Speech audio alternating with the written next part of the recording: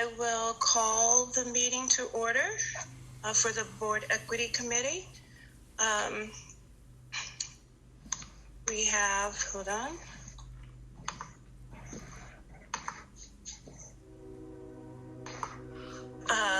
Will Cheek. Here. Sarah Bounce. Sarah? Yes, here. Okay. Alandis. Here. Aaron. Here. Ellen.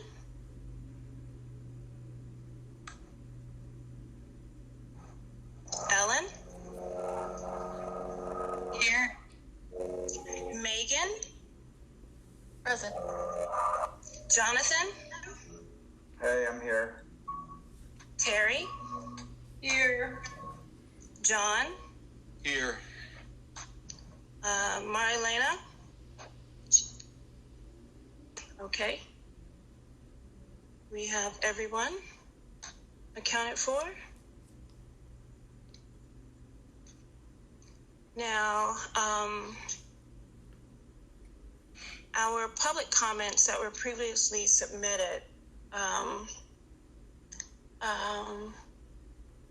believe, Caroline, are you on the call? Yes, I am sitting in the dark at Metro Southeast by myself. You're sitting in the dark. Okay. Well, did we have any public comments? We do not. Okay. So now I'm going to encourage everyone on the call to stay muted.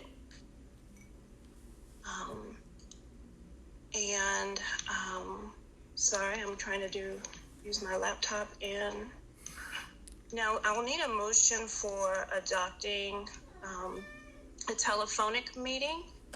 And basically I'm calling for a motion that the meeting agenda constitutes essential business of this body, and meeting electronically is necessary to protect the health, safety, and welfare of Tennesseans considering the COVID-19 outbreak, and is permitted under the Governor's Executive Order number 16. I will need someone to move that to adopt a telephonic meeting. I will move that.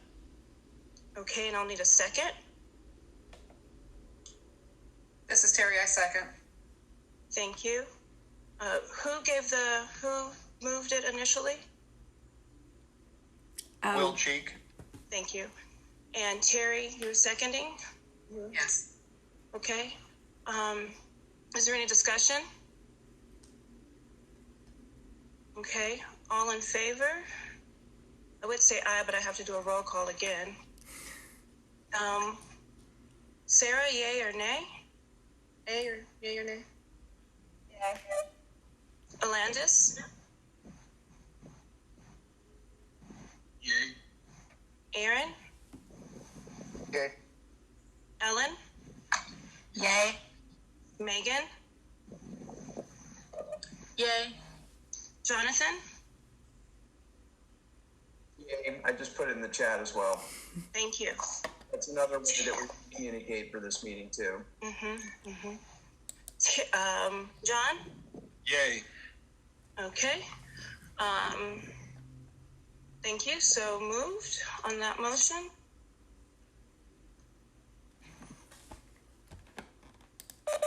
Wonderful. Thank you all so much for doing that. And does anybody have any questions about the executive order or sort of why we're doing anything the way we're doing, or just want to make sure y'all feel clear and comfortable about that before we move forward? All right, looking at everybody. Sounds like we are good. So what we kind of wanted to do for this meeting that we had in the agenda is we just want to go ahead and update y'all about the things that Metro Arts is doing in terms of our crisis response, but particularly in terms of the equity lens that we're using, just so y'all know what sort of motions we're taking and we can get any input or feedback from y'all. It's really important to us that this sort of remains at the forefront of our work, even during this very strange time. And with that, I will turn it over to Janine, who y'all are all familiar with.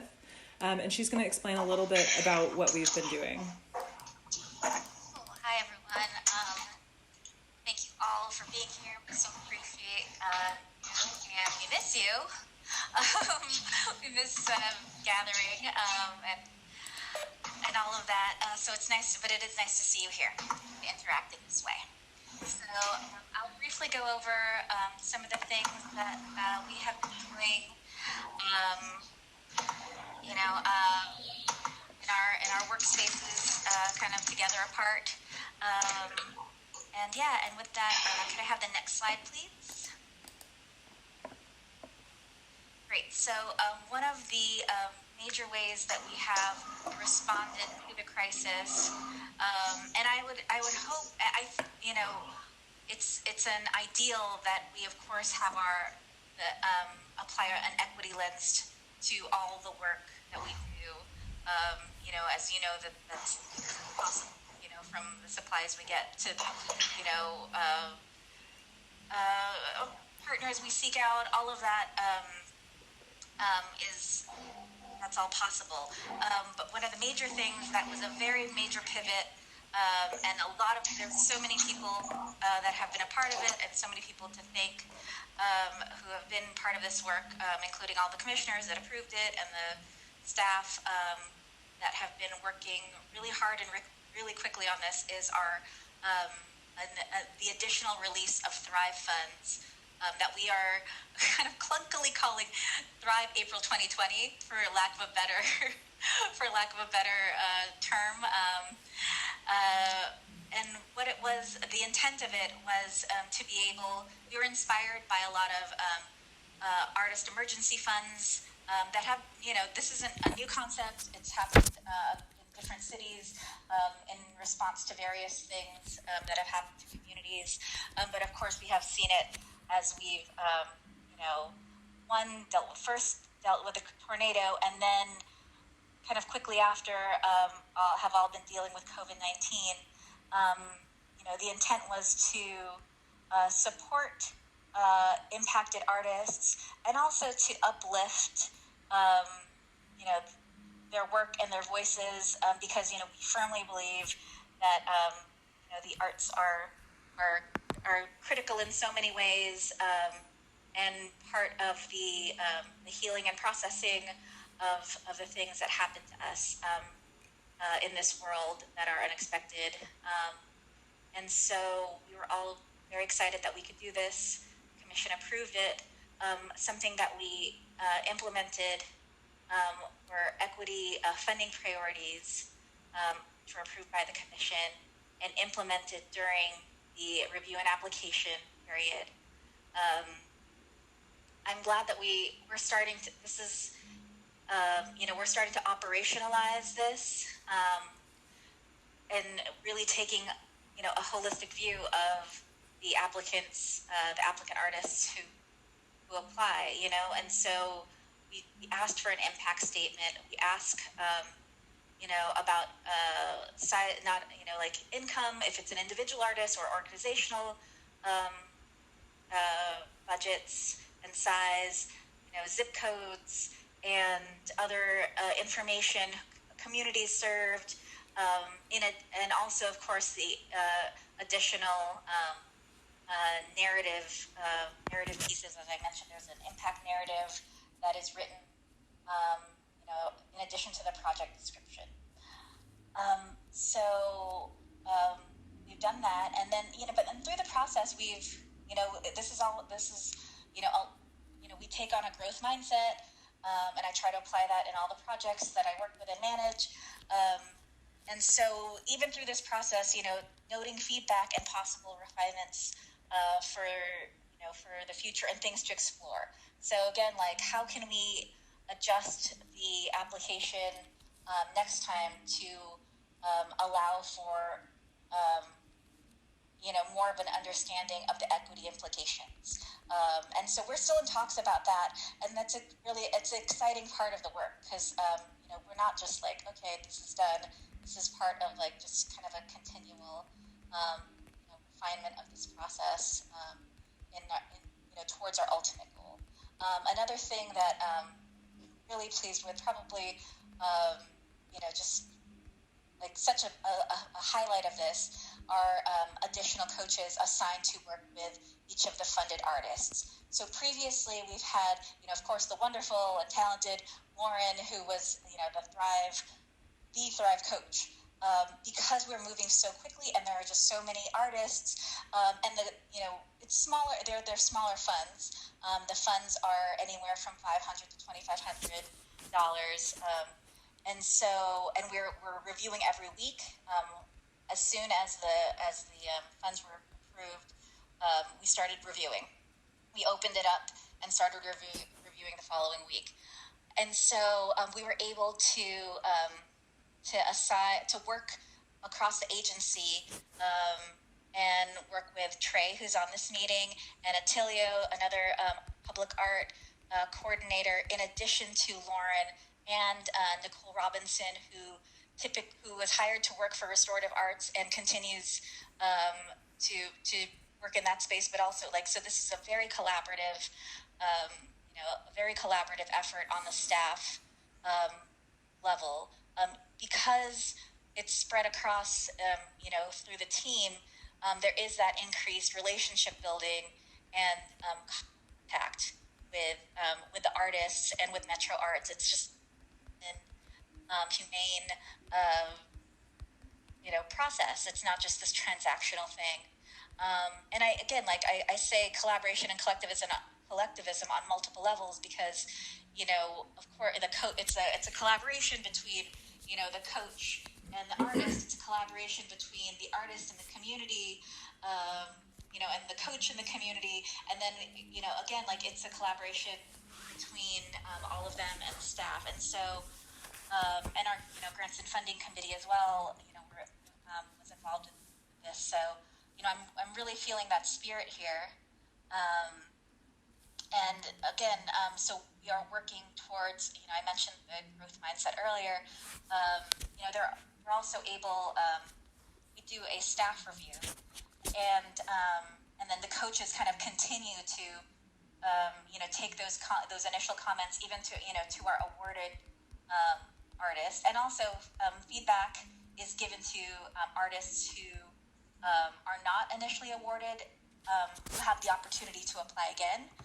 So again, this is, it's not no goodbye. It's here's some thoughts. Feel free to reapply if you're able to, kind of think about these issues and resolve them. So really happy about that. And again, I'm taking, we are taking it on various levels. There's the coaching that happens to unfunded folks. There's the coaching that happens to the funded artists, and then we're taking our own coaching. I'm getting, feedback from, my staff collaborators about the process and about different things. So it's been a really good learning opportunity for a lot of us. At this point, I do want to highlight the image that's selected on the PowerPoint. This was one of our first award pieces, Elisheva Mrazek's Nashville Strong Coloring and Activity book that is available now. So please look it up and color. It's just beautiful. It's inspiring, and it's just, it's a wonderful work. So it's available now. It's being distributed through MNPS in their food pickup as well. So hard copies are being distributed as well as the digital copies that are available now. So that's one we're just all so happy about. Something else that's of note for this Thrive 2020 project is, and we brought this up in our staff meeting yesterday, is just holding space for a community during crisis, what we can do. So we understand the limitation, we're processing and continually processing what we can do as an arts agency, where we have agency, where are the limits of that, and what we can do. And so this was an opportunity to kind of to familiar with, not necessarily like that have had Metro Arts funding before, but just artists. Like, we know artists and we know what art can do for communities, and we can do this. We can move some funds around, and ask our commission to do this, and we did it, and it's something really nice, and it's happening so fast, and honestly, like, I haven't kept up with all of the funded after the review and funding period, like, they're off and running. There are Zoom Prov classes twice a day, right? This is crazy, that you can join. There's plays that are being produced, and videos, and concerts. It's just like music is happening. It's just, there's so much already, and this all just happened. So again, this like the strength and the impact of artists is just becoming so abundantly clear in this project. Just to give you like the kind of a nuts and bolts update, we're probably, it was $50,000 was allocated, and that's probably going to be completely allocated to artists by the end of this week. On Friday, after our last review, and we are working with the Strategic Funding and Initiatives team, and specifically our wonderful and talented intern from Vanderbilt, Gavin. We're working collaboratively on the closeout report. And again, like through an equity lens, like, did we follow through on our priorities that we set? Who was funded? All of these questions, we want to know through this operationalized piece of the closeout report. And also the tricky part is, and this is, tricky for kind of all of our programs, is like, what were the transactional outcomes and what were the transformational outcomes? We'll do quantitative and qualitative analysis on that. So that's been keeping us, lots of us, pretty busy for the last month. Okay, next slide, please. Another thing that we have been working on, which was a big pivot, Lauren and I have been working real hard on this, is the Diversity and Arts Leadership Program. It was initially an internship program, and we were with arts institutions across the city. Because of the social distancing orders that have been in place, the stay-at-home orders, this, of course, is not possible or safe for the interns. We were faced with a choice of just like not having it or pivoting in some way. But of course, just to give you like the insight of like what happens, like, because this was a contract that was run through, council, it just would take too long. Like, we didn't have enough time to pivot in that contractual way. So what we were able to do is pivot to a fellowship program where AFTA takes on, AFTA is all the coordination of intern stipends and paying them directly instead of money funneling through and going to our internship site hosts and all of that. So again, this is like kind of nuts and bolts stuff, but we were able to make that decision pretty quickly, and with that, not cutting off something that I think most of us would think is pretty important, which is the pipeline for emerging leaders of color in the arts, which is something that, we don't want to do even in any, like pandemic or no, like this is not where we cut.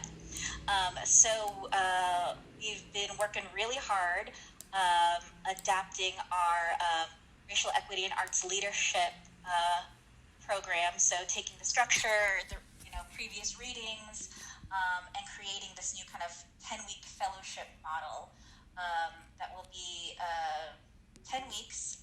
Sessions are going to be Monday and Wednesday. On Monday, we're going to be doing kind of taking a deep dive on like critical race theory and a lot of the concepts and topics that are covered in Real, bringing in panelists and guest speakers, and churning through that. The fellows will have assigned readings, and then on Wednesday we're going to be doing kind of like lots of like more of like practical technical skills. So they'll be talking about Lauren is going to be starting us off with creating logic models through an equity lens. We'll be talking about grant making and grant writing and how those are linked, like how to collect community voice through surveys, through focus groups. So those are some of the technical things that are being presented to the fellows. And it's wonderful. It's a wonderful collaboration between Americans for the Arts and also NJISCA, which is the New Jersey State Council of the Arts. They obviously also cannot do this fellowship. So the 5 interns that were assigned to New Jersey and the 5 interns that were assigned to Nashville are now joining up for this wonderful program. So it's our pilot. We're going to learn a lot too. We're all going to co-learn together on this one. I do believe that they are going to teach us a lot. These young, very talented, amazing leaders that are going to be in charge, hopefully pretty soon. So with that, next slide. Okay, so here are some of the other responses in regards to the tornado and the COVID-19 crisis, and also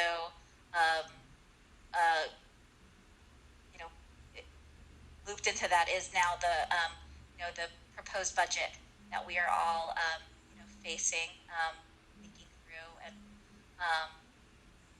planning around and for. And so something that we've done from the beginning is, again, creating these surveys and holding online convening. So they've had a few purposes. One, of course, there's just the gathering and lifting up a voice. A lot of times, surveys or research can feel very extractive, and so we wanted to just we want to be intentional. I hope that was the feeling, but we want to be intentional about why we're doing this. Like we asked about in our most recent survey we said, like, in light of a 50% cut to budgets, we would love your last year's grantees, we would love your feedback. How are you reacting to this? In light of to our applicants, our grant applicants, in light of COVID-19, how are you potentially pivoting your? So we gave that to panelists for review. So hopefully it did have that feeling that it was gathering and lifting up of the voice for a purpose. And again, we're engaging in quantitative and qualitative analysis. It's these numbers are important. And statistics, of course, but again, like, what are people saying? How are they, how many times, what keeps coming up? And I think that's really important. What are the themes that are coming up? We've done a lot of providing information and resources. Thank you, Will Cheek. Big shout out to Will Cheek and his team for all the amazing information and resources they've been bringing to our artist community, being able to, just break down very complex and quickly churned out legislation and making it, really palatable and understandable to our arts organizations. So thank you. And again, this is also a chance to connect and collaborate during this time.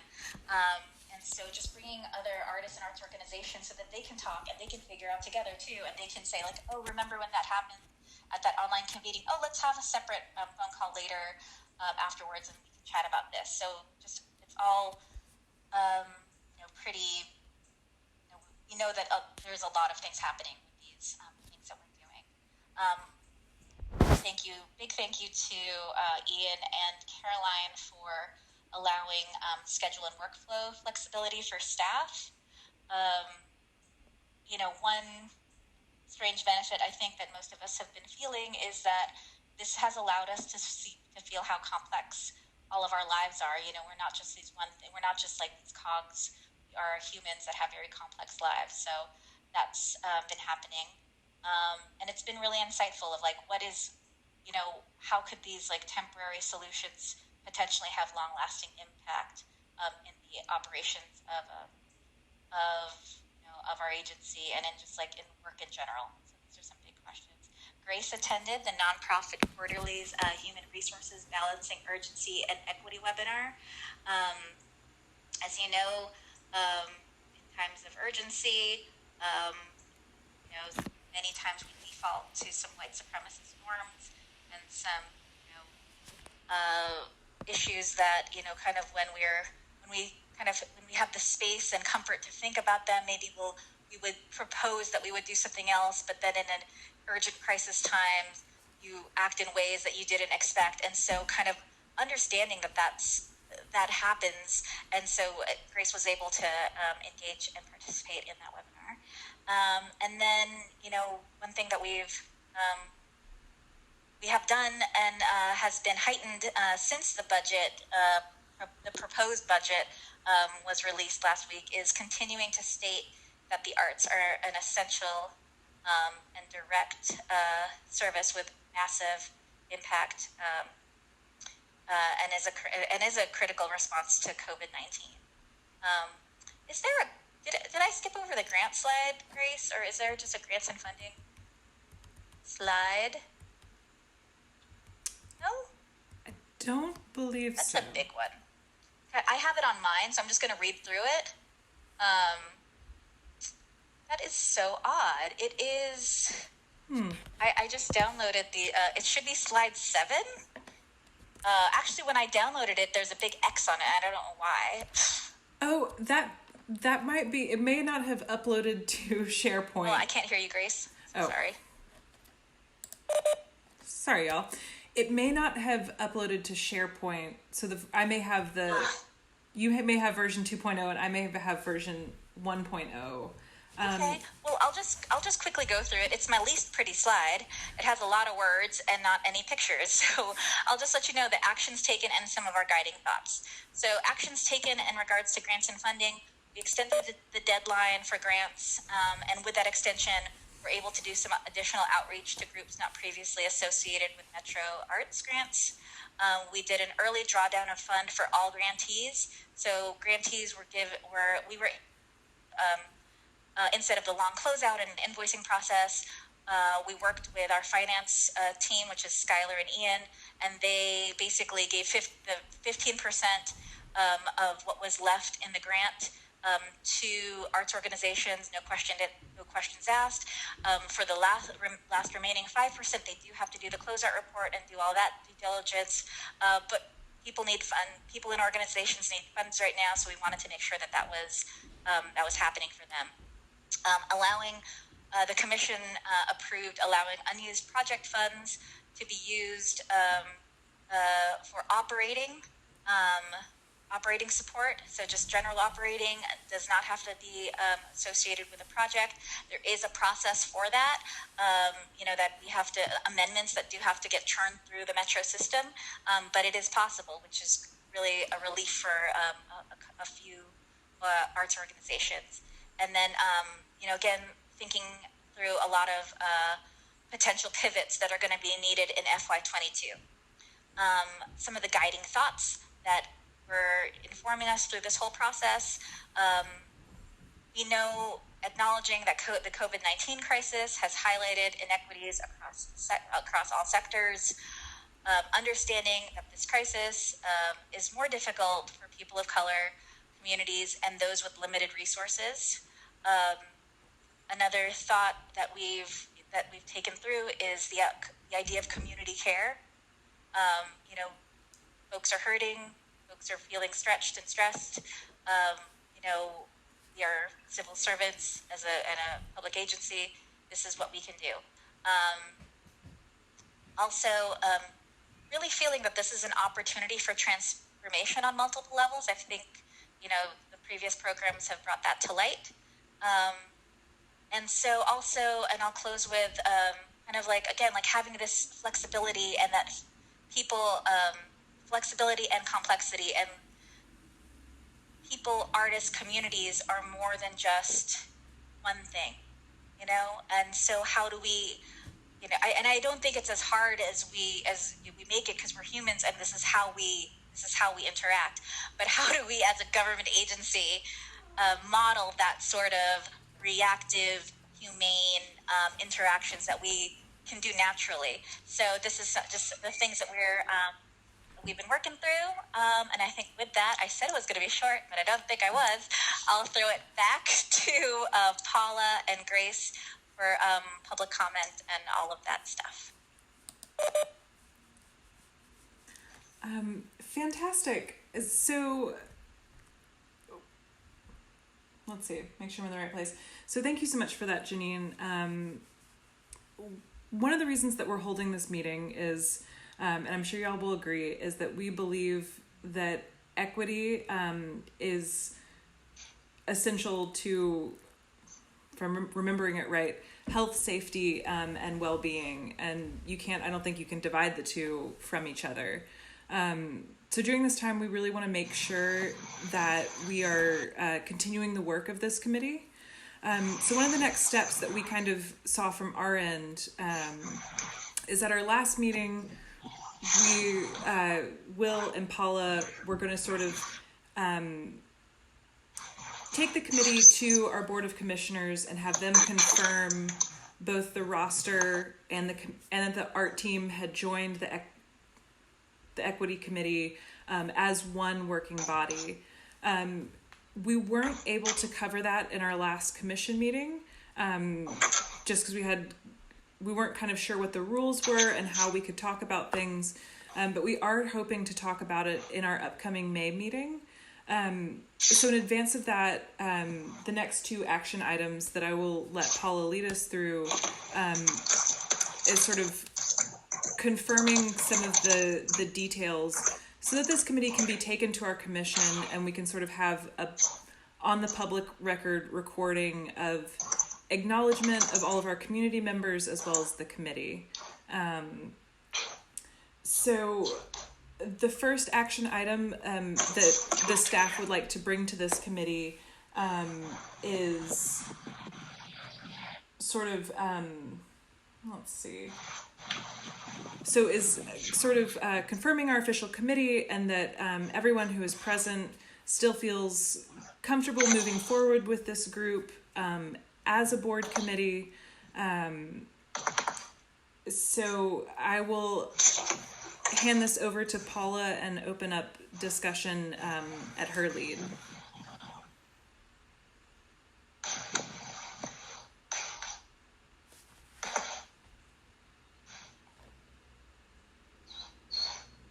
Sorry, I hope that made sense. Basically just wanting to confirm that I have the right list here, and that this is the official committee that we can bring to the commission, and that everybody is still interested and willing to participate. So I don't know if we want to do a roll call, or Paula, how would you like to do that?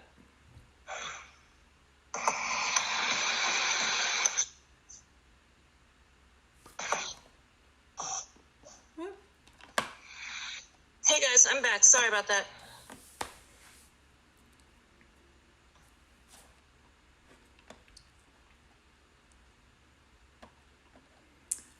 So I think what might work best for the committee roster, if there's no discussion, is that if we just do a roll call to confirm that all of our sort of community members on the committee still feel good about being a part of this process. If we sort of move into this official realm. Let's see. So Paula, would you prefer to do the roll call, or would you like me to go down the list? You can go down the list. All right. Fabulous. And if anybody, at any time anybody would like to comment or discuss on this, please let me know. So Alandis, how are you feeling about staying on the committee? I'm fine with it. Great, thank you. Ellen? Yes, keep me on. Fantastic. John? Yes. Thank you so much. Jonathan? Yes. Wonderful. Megan? Yes, I'm on. Wonderful. And I'm so sorry. Is it Sarah or Sarah? Sarah. Well, there you go. Third time's the charm. Sarah. Yeah. My apologies. Would you like to still be a part of this committee? Well, I had a question about that. So is there a timeline that we have to let you know by? I'm still sort of thinking it through right now. That's absolutely fine. So we're hoping to present this at the May 21st Board of Commissioners meeting. Okay. What I will say is that this does not lock you into anything. So if on the 22nd you kind of come to the realization that maybe this isn't a good fit or doesn't feel comfortable, you can just let us know and resign from the committee. Okay. So this would just be... This is Will Cheek speaking. I mean, anyone that is on this committee, if you have other commitments or any other reason that makes you feel like you can't be committed to it, you can resign. I can resign from the Arts Commission by, giving a notice. So the fact that you're volunteering, you're feeling good about it today doesn't mean that you're stuck with it. So we really appreciate you guys stepping up and doing this. Okay, that's good to know. So I'm good with it now, but I kind of want to think through. And I might, I'll let you all know for sure. Absolutely. Take your time. And I think could have said it better than Will. We appreciate each and every one of you so deeply, but we certainly are not trapping you here with us. Thanks. So thank you. And then let's see, Terry? Yes, I'm good. Thank you. Wonderful. Thank you so much. So to make this all official, Paula, staff requests the following motion. We're requesting the committee to approve an official committee roster for presentation to the board with the additional understanding. Huh? Grace, you missed Aaron. Oh, I'm so sorry, Aaron. No, you're just fine. I was just chiming in to say I am on board. Okay, thank you. So my apologies. No, you're totally fine. No worries. I would say everybody else has an option. You don't anymore. You're just with us now. Fantastic. Let's see. And so, thank you for chiming in, Aaron. So, Paula, we are requesting that motion with the understanding that if at any time this committee becomes uncomfortable, etc., you're more than welcome to resign. And with that, I will hand that over to you, Paula, to entertain the motion. So what I'm hearing is that I need a motion to confirm this committee roster to present at the May 21st Arts Commission meeting. Yes. Okay. Perfect. Motion to accept. Thank you. Who said that? Sarah, bounce. Okay, thank you, Sarah. Second? This is Aaron. I second. Thank you, Aaron. Any discussion? All right. All in favor, let's go do a roll call. Alandis? Ellen? Yes. Megan? Yes. Jonathan? Yep. Terry? Yes. John? Yes. Will? Will?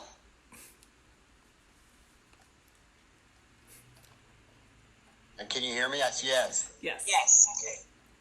All right. So moved. Thank you, guys. I think you skipped me.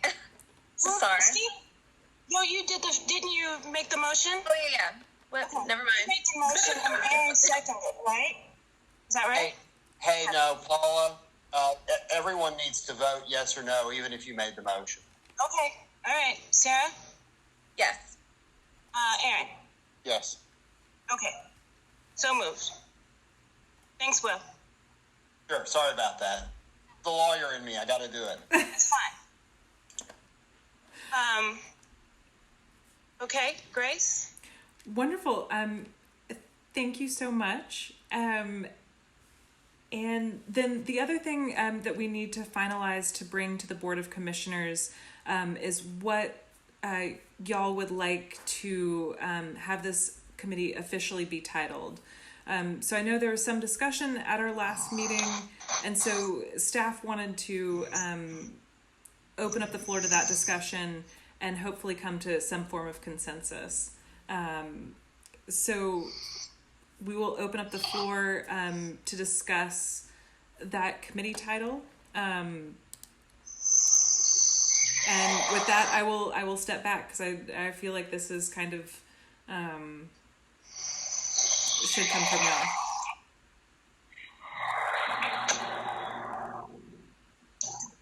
So currently we are called, or we are labeled. Currently, it's labeled the Board Equity Committee as shorthand until title is confirmed.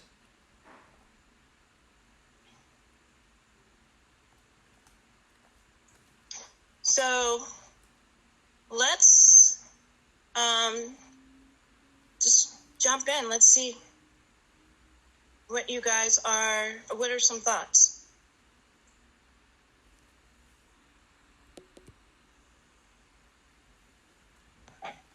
There was talk about, this is John, sorry.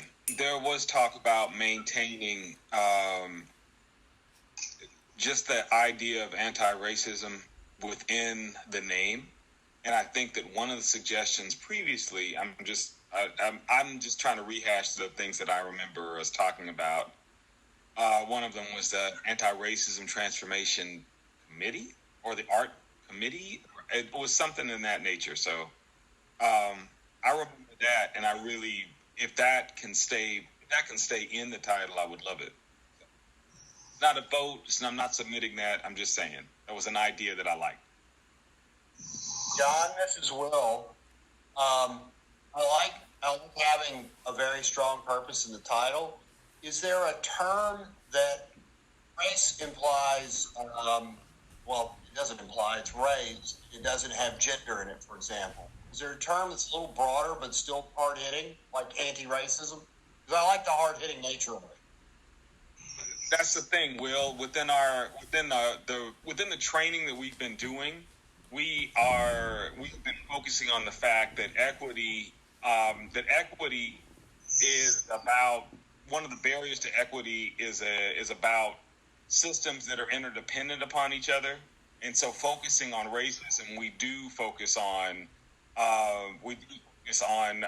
gender equity and all sorts of equity across the board. So that's part of what I've been saying, is the fact that we are working on anti-racism. It is not in a binary. It is very much a wide and umbrella way of looking at it. I'm comfortable with that. I just want to make sure that when the commissioners ask, I can say anti-racism isn't limited to race. It encompasses all sorts of bias. That's correct. I second John's comment and agree that it should be part of the name of the committee, in part because it will help underscore the continuity with the original team that was formed and the intention of the team, and will help clarify Metro Arts' intentions with regard to equity work as being inseparable from and defined by anti-racist values. I agree. This is Sarah. I agree with all that. This is Aaron, and I definitely support that as well. I do think from a communication standpoint, in with folks who may experience oppression in ways that aren't specifically related to race, might be a little bit concerned that the work that we are doing is not for them. Specifically, some members of the LGBTQ community who, we talk a lot about the intersectionality of that, but it's something that we've been trained to do. And so I don't know that that's necessarily a reason that we shouldn't maintain the anti-racism in the name, and I fully support it. But I think it's something to be aware of, at least as we move forward, is what's our communication around that. This is Will. I apologize to jump off, but I have an idea. At some point, we're going to adopt what our mission is, and I think that perhaps if we combine the name, and we can adopt the name today. I'm not saying not adopt the name, but later have a mission that's something like to achieve equity in the arts by eliminating bias. I just made that up.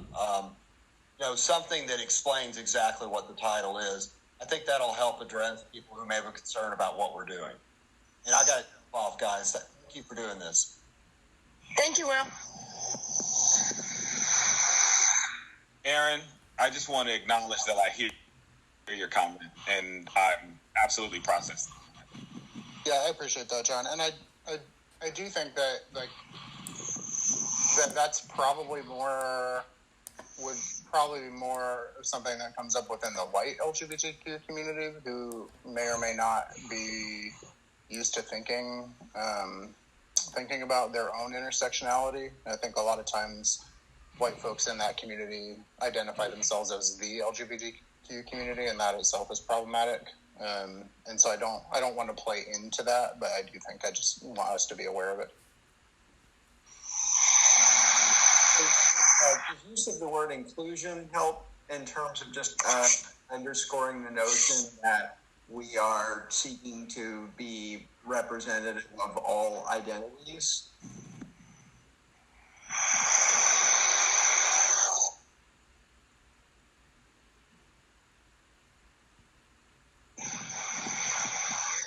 I mean, I kind of like the idea of, I think what Will was saying around in our mission statement, including language around inclusion and intersectionality, just how we've been operating anyway.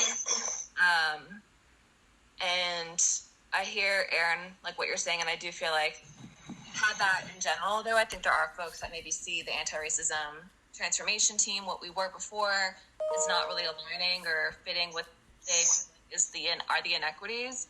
And it's just, I think it is around messaging. And so kind of don't want to lose like the focus on racism and white supremacy is like the root of all the inequities.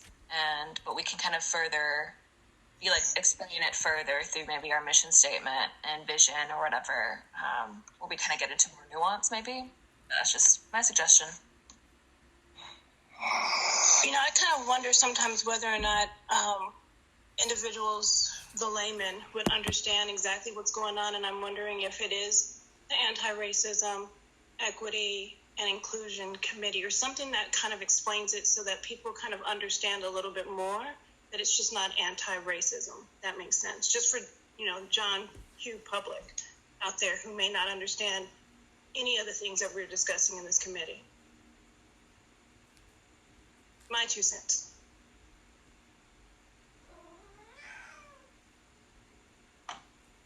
I agree, because even in the immigrant refugee communities, the international communities, racism is rampant between the different skin tones and economic levels, but they don't really label it as racism, but it's very heavily racism. So I don't have a problem with keeping that somehow in our title because it does apply to almost every community.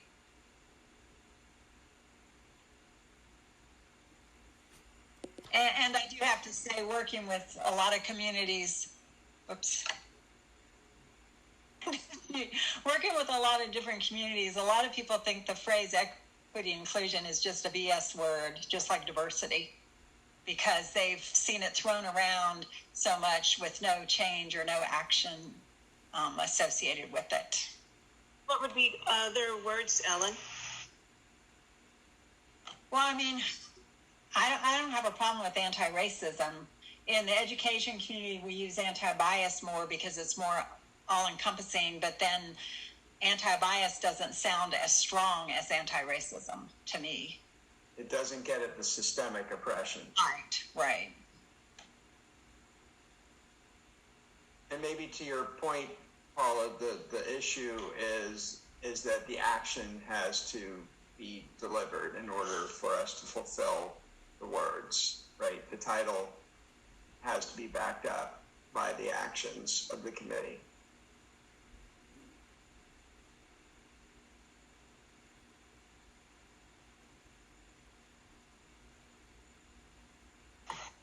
Any other thoughts on the title?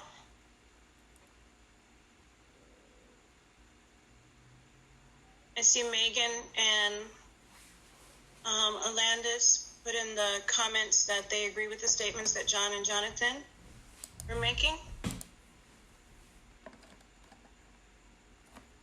Terry, did you want to chime in? Yeah. I'm just trying to figure out a way to be concise in conveying my thoughts. But I think with all the words we could examine and all the nuances of those words that we could consider, I think we come back to anti-racism as the route to eradicate, or at least address as strongly and as concisely as possible. So I agree that should be an anchor part of our name, and configuring the mission statement and the work, which will evolve and be defined and redefined as we walk through all the things we're going to hopefully be able to address. I think the messaging is important and will become clear as we walk forward, but I think we keep coming back to anti-racism, and I think that's pretty obvious. We need to stay at center.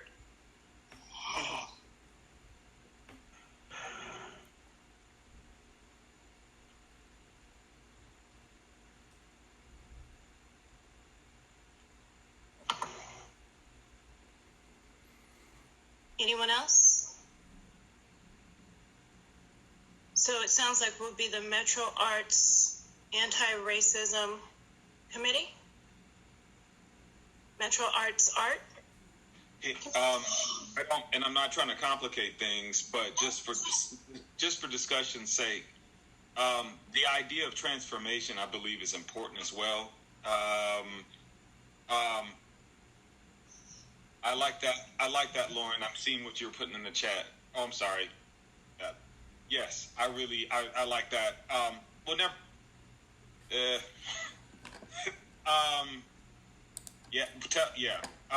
Sorry, I had a hiccup.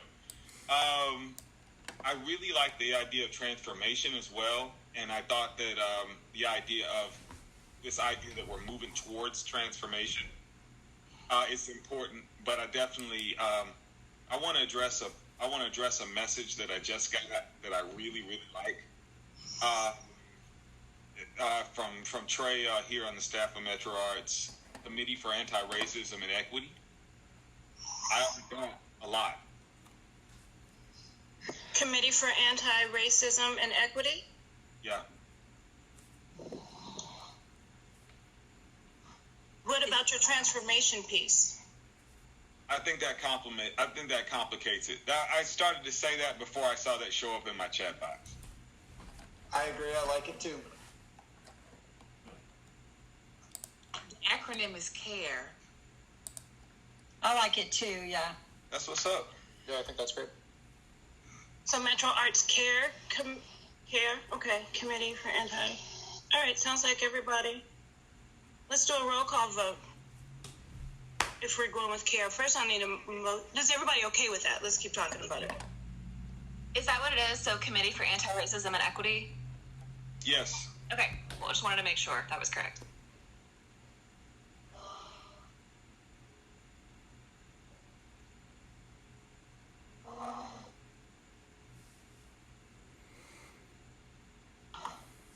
Okay, then I will need if we're all in agreement, I will need a motion. This will be called Committee for Anti-Racism and Equity. So moved. Who said that, please? John. Thank you. I'll need a second. This is Terry, I second. Thank you, Terry. Let's see. Sarah. Sarah, and yes, Sorry. it's all good. I get it. I'm such a sympathetic person. Alandis. Yes, I agree, Ellie. Aaron. Yes. Ellen. Yes. Megan. Yes. Jonathan. Yep. Jerry. Yes. John. Yes. All right. Sounds like all is in favor, so moved. Nice. Those were the two major things that I know that were considered essential business for us today. So the committee roster and the title. Our next thing is we need to figure out our next steps and what we're looking at for, committee co-chairs and then priorities and goals for the upcoming year so that we make sure, as well as guidelines for electing committee co-chairs. We need to figure out what we're going to do for the upcoming year as well. So when would you guys like to schedule another meeting?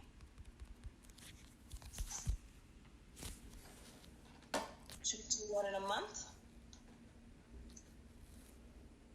That's what we had discussed initially, right? Was having this time as a monthly meeting spot. Does it work for everybody? Works for me. Caroline, could you possibly chime in and let us know what a time frame is looking like for gathering from Metro's perspective? Grace, is Caroline still? I think she is. Caroline, can you still hear us? She was having some connection issues. And Grace, I mean, you can check into Grace is actually the master of sketching. So she's really the one who... Actually, I just got an email regarding so the executive order for virtual public meetings during this meeting has been extended until June 30th. And I would say we've been following the phase plan very closely, but we don't have any more information than is publicly available about when that will actually start to happen. So if we did want it to go forward with a June 5th meeting, we would still be able to have it on a virtual platform, and we wouldn't have to kind of worry about the potential scary dynamic of being physically together. Okay, thank you for that. So you said June 5th?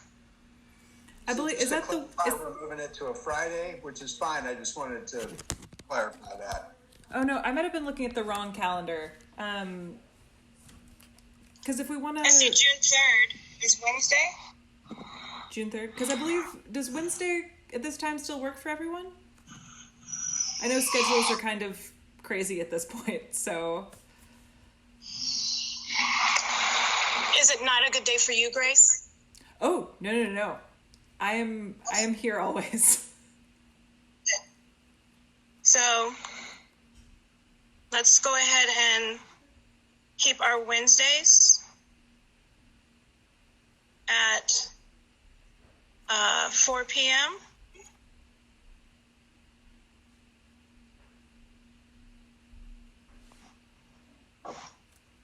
And we'll plan to meet online. So am I understanding right, Grace, that these are the three things that we're going to be doing for the next year? For the next meeting? Well, so... I don't have any of my notes. I'm sorry, guys. All of that stuff is in Nashville. No. So this list from sort of our past meeting, I believe, was in March. We kind of set a timeline, and these were going to be some of the things that we discussed at this meeting, next steps that we really wanted to be taking. And then because of the multiple crises that have just been hitting Nashville, our timeline sort of has been skewed. So I pulled these from our next steps that were supposed to be for this meeting, And I just wanted to make sure that they were sort of recognized as being acknowledged and not forgotten. And since we don't necessarily have the time to discuss them now, sort of opening up the opportunity to both acknowledge them, but sort of discuss a plan as we go forward in this strange new world of ours.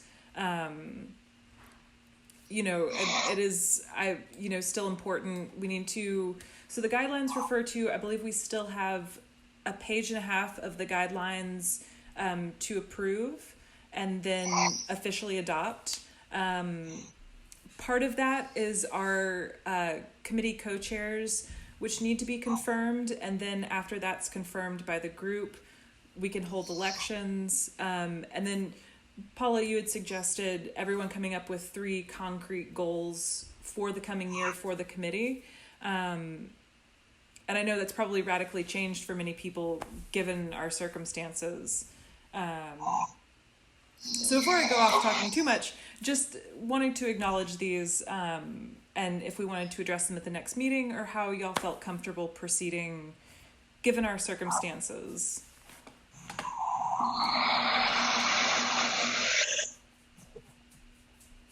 Thoughts from anybody?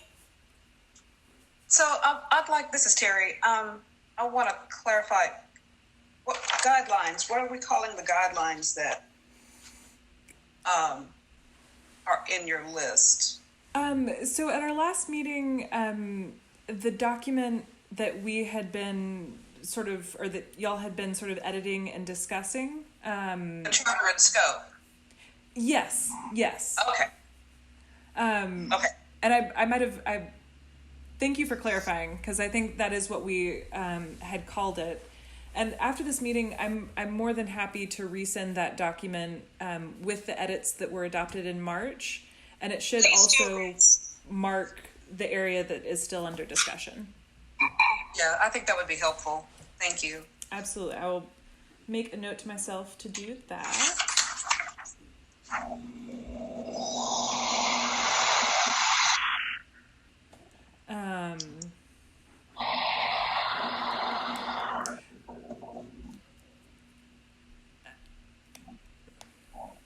And so if it wouldn't be overstepping to make a suggestion, and of course this is in y'all's hands, but would everyone feel comfortable maybe discussing the guidelines next time and discussing priorities for the upcoming year?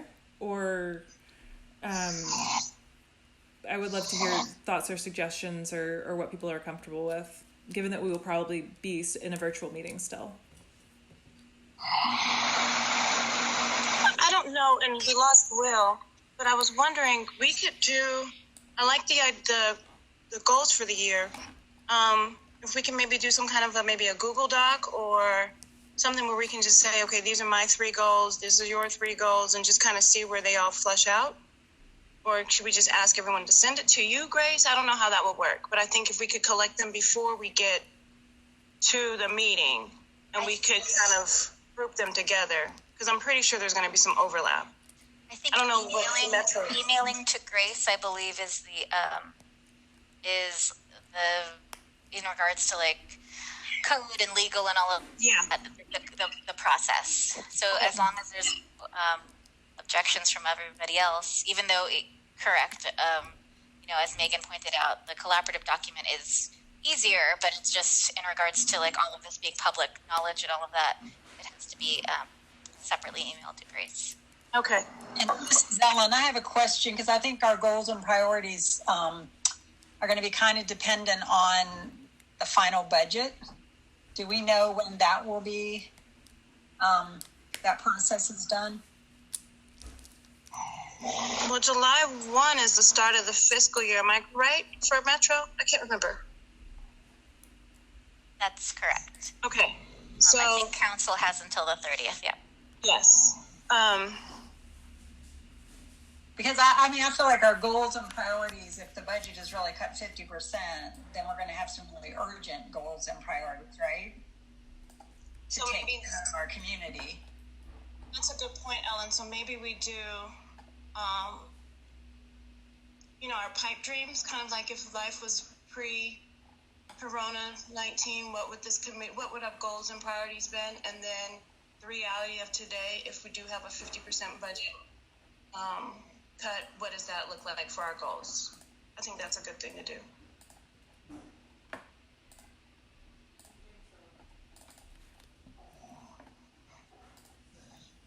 Excellent. Anyone else? And without knowing the landscape, really, it's hard to say.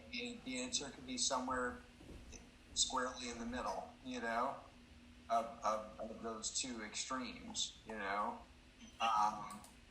So I wonder whether, I don't know. I don't have a clear answer. Also, one wonders if thinking about a worst case scenario shouldn't also inform how we approach best case scenario in some ways as well. I don't know.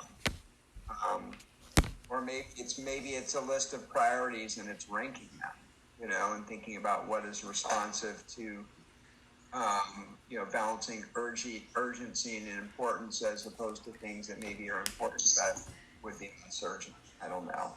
Because at the end of the day, regardless of what happens with the budget, there is a massive impact that this pandemic has had on our community. And so we have to think about the work that we're doing moving forward as being by necessity changed to that under every circumstance. I totally agree.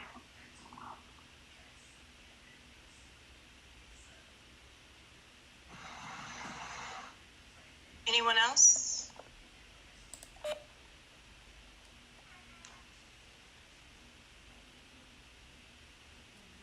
So should we do best case, worst case goals instead then?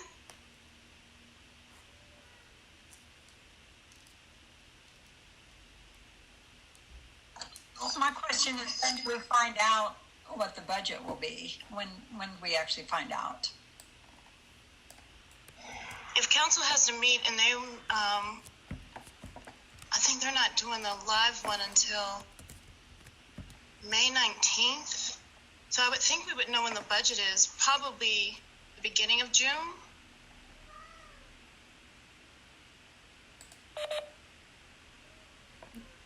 Do you want to wait until after we know the budget to come up with our priorities and goals?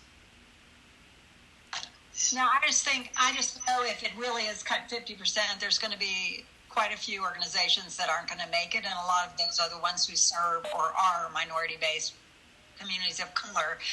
So if that's going to be the case, then I think part of our role is going to have to be finding ways to get more established nonprofit groups to help some of the smaller groups that might not make it so that they can survive.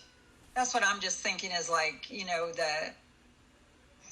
all help each other. And I think it's our goal, it's our mission as a committee to make sure that the ones that are on the verge of disappearing are not going to be our organizations of color or that serve mostly people of color. I think that's a great goal. And I guess one question I would ask is, even in the best case scenario, is there a way in which, we can be having the same conversation around how we can be advising Metro Arts and ensuring that we're creating an ecosystem in which larger organizations are encouraged or incentivized, or there are other programmatic aspects to what Metro Arts is doing that drive that type of work under any circumstance, right? That because then what we would be doing would be talking about resource sharing and on some level an understanding that the resources that are amassed in larger organizations like the one that employs me, that we have a responsibility to the community under any circumstance to think about things through that lens. Because what came out of the very first wheel cadre was one of the plans, but then it never happened because every time a smaller organization went to a larger one, that offered space or whatever, it was just never able to work out. So that's something that's been from the very first reel, has been something that's been discussed that needs to happen. So maybe we can push it forward more. Right, and again, the question is, how are we working with Metro Arts for this agency to help actually make those kinds of projects and that type of resource sharing actionable, you know? So based on the conversation that I'm hearing and the questions that I'm hearing Paula ask, does that mean then, if this is actually going back to the root of some of the equity work that the organization has been trying to accomplish from the beginning of drafting this team, or drafting the team in some of these processes, does that mean that our priorities simply are our priorities, as opposed to a best case scenario, worst case scenario? Are we just making priorities that are in any case, this is how we'd like to proceed? That's part of what I'm advocating for, I think. And understanding that how we pursue those priorities changes by necessity based on the circumstances that emerge, right? Right.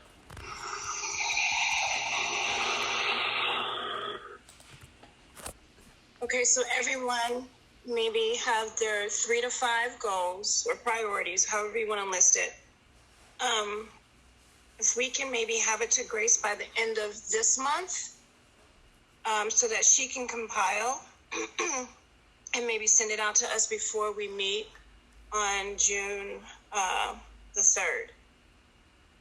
So I'm looking at, how about by Friday, May 29th? Could we all commit to that? I see John saying yes. Yes. Okay, thank you, Amy.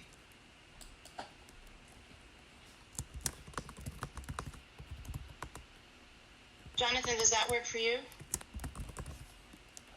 I apologize, I just had to step away and I'm back. What's the question? Okay, if we can have our list of goals and priorities to Grace by Friday, May 29th, our individuals.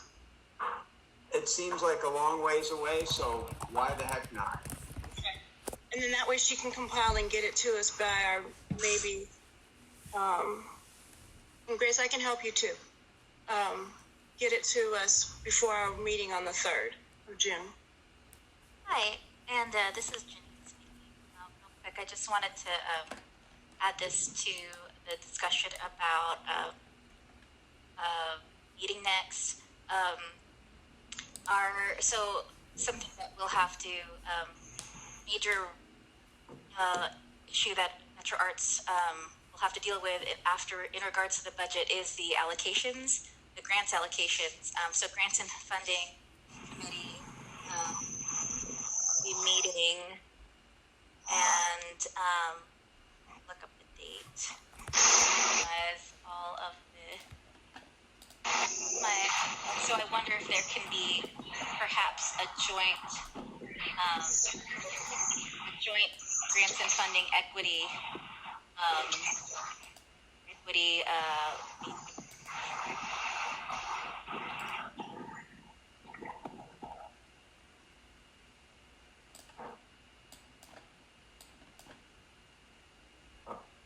Well, I think we've lost Janine.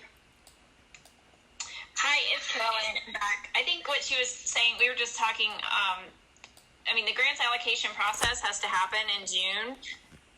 And we'll be having to go through some conversations about what to do about grants allocation. If we get cut 50%, that leaves some really big questions about how to allocate and distribute the funds across the 50 organizations. So I think it might be a good time to either have a joint conversation with the grants committee who does the allocations, and or just somehow have you guys be a part of that conversation so we can figure out what that looks like. I just wanted to throw that out there. Okay, thank you, Caroline. I think we can probably commit to that, some form or fashion.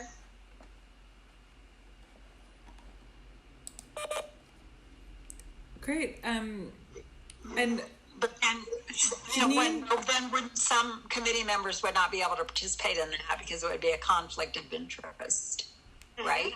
Yep. Okay. Okay. I mean, it's a conflict. Yeah, I mean, there's conflicts inherent in that, but I think we could at least get input into that process, and we can certainly. And I wanted to say, I couldn't get on earlier, but like the essential business that we can conduct virtually is also very limited to be around funding and public safety with the governor's executive order. So we'll have to kind of think through what we can meet about in June, and also, you know, all of these conflict questions. So I think we'll have some time to figure that out, but thank you for bringing that up.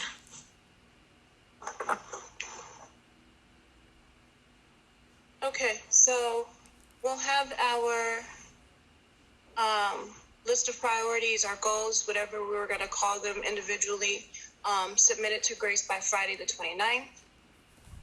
Friday, May 29th, we will have our next call on Wednesday, June 3rd, and we will look for some guidance from Grace and Caroline regarding some way that we are going to collaborate with the grants committee to make sure that they understand allocation dollars as it relates to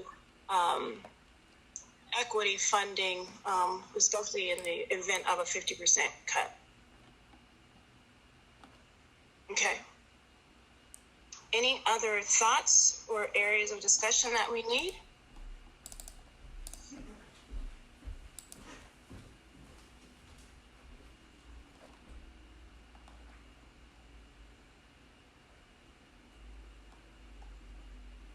Ready for me to adjourn? I think Yes. from the staff end, yes.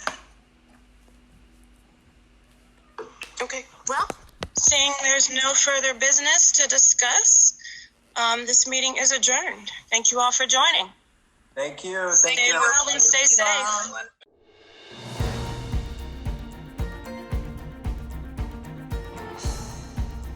This has been a service of the Metro Nashville Network.